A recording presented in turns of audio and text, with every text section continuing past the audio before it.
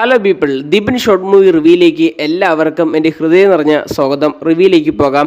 2024 July 26 Dhanush സംവിധാനം ചെയ്ത് ധനുഷ് നായകനാകുന്ന ധനുഷിൻ്റെ 50ാമത്തെ ചിത്രം എന്ന പ്രത്യേകത ഉണ്ടായിരുന്നു റായൻ എന്ന് പറഞ്ഞ സിനിമയ്ക്ക്. റായൻ സിനിമ ഞാൻ തിയേറ്ററിൽ ചെന്നല്ല കണ്ടത്, സിനിമ OTT വഴി വന്നപ്പോഴാണ് ഞാൻ കണ്ടത്. സിനിമ കണ്ട എൻ്റെ വ്യക്തിപരമായിട്ടുള്ള അഭിപ്രായങ്ങളാണ് ഞാൻ പറയാൻ പോകുന്നത്. രായൻ എന്ന് പറയുന്ന സിനിമയിൽ കഥയ്ക്കൊരു പുതുമയില്ല. കഥയെന്ന് പറയുന്നത് നമ്മൾ സ്ഥിരമായി കണ്ടുവരുന്ന കഥയാണ് ഇവിടെയും പറഞ്ഞിരിക്കുന്നത്. രായൻ്റെ അച്ഛനും അമ്മയും എന്ത് പറ്റിയെന്ന് അറിഞ്ഞൂടാ, അവർ ഉപേക്ഷിച്ച് പോയതാണോ കൊല്ലപ്പെട്ടതാണോ അറിയില്ല. പക്ഷേ രായൻ എന്ന് പറയുന്നത് ധനുഷ് മൂത്ത ആളാണ്.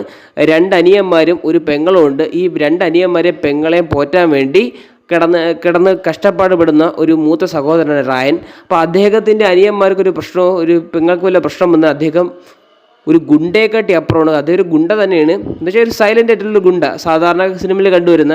അദ്ദേഹം എപ്പോഴും വയലൻ്റ് ആവുമെന്ന് പറയാൻ പറ്റാത്തൊരു പ്ലോട്ടാണ് സിനിമയുടെ പ്രധാനമായി ചർച്ച ചെയ്യുന്നത്.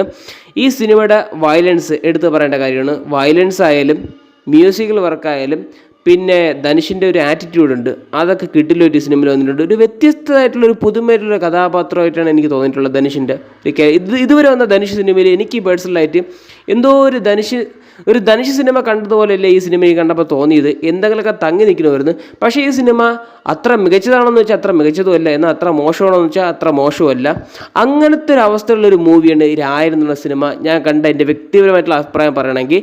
പക്ഷേ സിനിമയുടെ വയലൻസ് ആയാലും സിനിമയുടെ ആക്ഷൻ സീക്വൻസ് ആയാലും പിന്നെ AR റഹ്മാൻ്റെ മ്യൂസിക്കൽ വർക്കായാലും എല്ലാം ടോപ്പ് നോച്ച് സംഭവം തന്നെ പറഞ്ഞിട്ടിരിക്കുന്നു.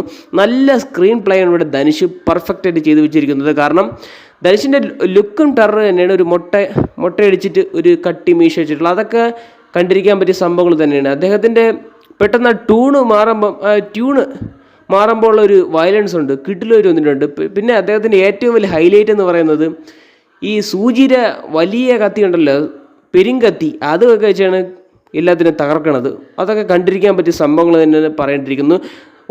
ഓവറോൾ എടുത്തു നോക്കിക്കഴിഞ്ഞാൽ എനിക്ക് സിനിമ ഇഷ്ടപ്പെട്ടു.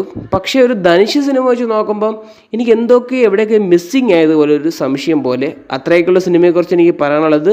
അപ്പം ഇതുവരെയൊക്കെ കാണാത്തവരാണെങ്കിൽ നിങ്ങൾ നെറ്റ്ഫ്ലിക്സ് വഴി ചെന്ന് കണ്ടു നോക്കുക. സിനിമ ഇപ്പോൾ നെറ്റ്ഫ്ലിക്സ് അവൈലബിൾ ആയി തുടങ്ങിയിട്ടുണ്ട്.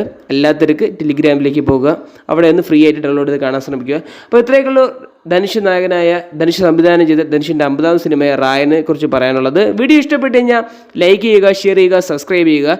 റായൻ കണ്ട നിങ്ങളുടെ വ്യക്തിപരമായിട്ടുള്ള അഭിപ്രായങ്ങൾ കമന്റ് ബോക്സിൽ രേഖപ്പെടുത്തുക. വീഡിയോ കണ്ടതിന് നന്ദി.